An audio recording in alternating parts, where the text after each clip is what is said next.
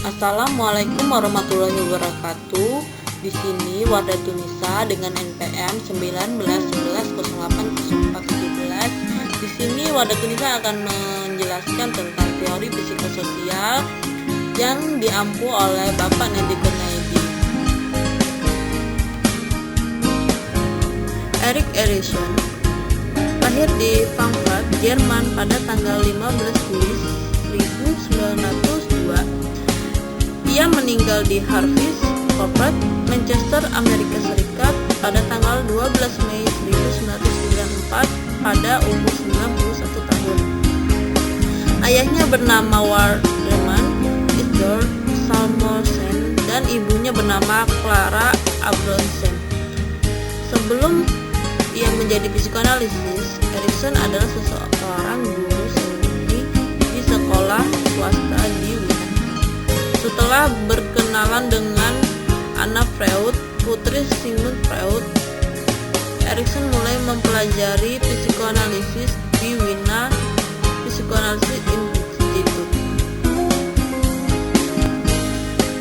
Pada tahun 1936, Erikson bergabung dengan staf di Harvard University, di mana ia bekerja di Institut Hubungan Manusia dan mengajar di Fakultas Kedokteran. Dan buku yang pertama ia ciptakan yaitu yang berjudul Will, What and Sociality pada 1950 yang menjadi salah satu buku klasik di bidang ini.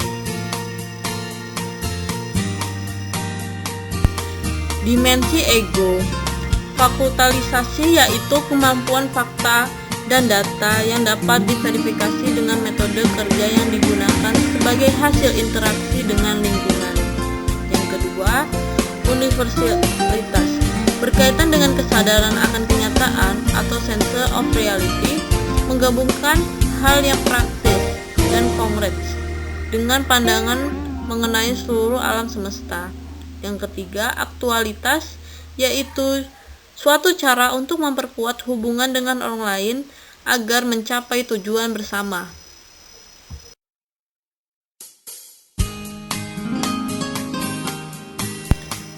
Aspek-aspek ego.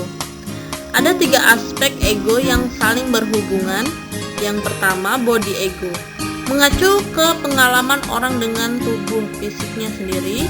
Yang kedua, ego ideal, gambaran mengenai bagaimana seharusnya diri sesuatu yang bersifat ideal. Dan yang ketiga, ego identity, gambaran mengenai diri dalam mengenai berbagai peran sosial.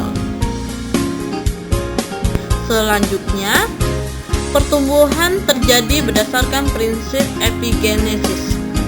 Tiap pertahapan kehidupan dapat interaksi berlawanan, yaitu konflik antar elemen sintonik, harmonis, dan elemen distonik atau pengacauan.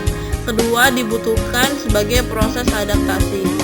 Kedua elemen akan dihasilkan kualitas ego dan kekuatan ego yang disebut dengan kekuatan dasar, basic strength.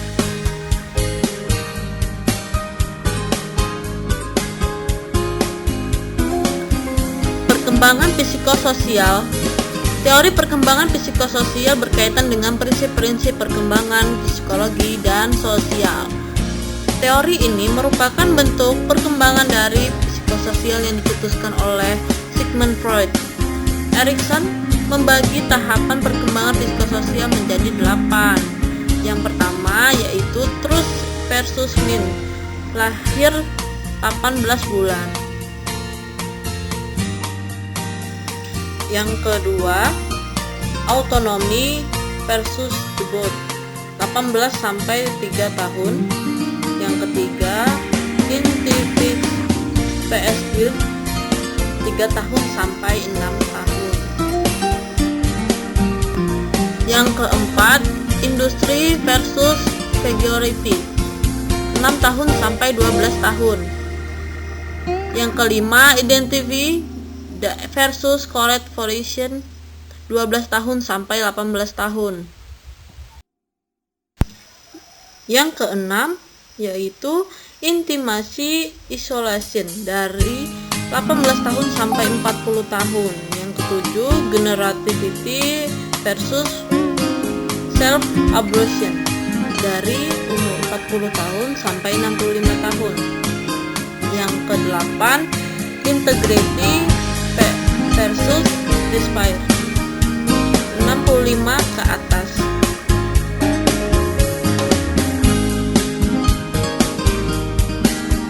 Implikasi dalam konseling. Konseling ego dipopulerkan oleh Erikson.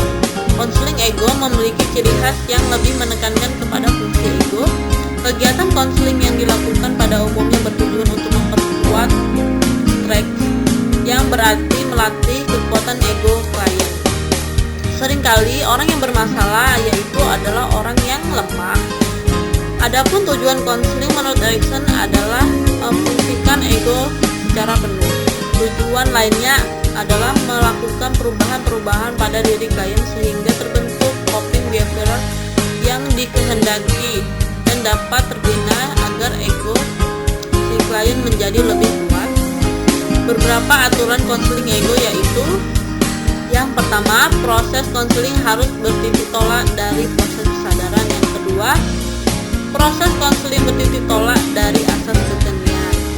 Yang ketiga, proses konseling lebih ditekankan pada pembahasan secara rasional. Yang keempat, proses hendaknya mencapai suasana hangat dan spontan baik dalam penerimaan kegiatan klien maupun dalam proses konseling. Baik, itu saja yang dapat saya sampaikan. Kurang lebihnya saya minta maaf kepada Allah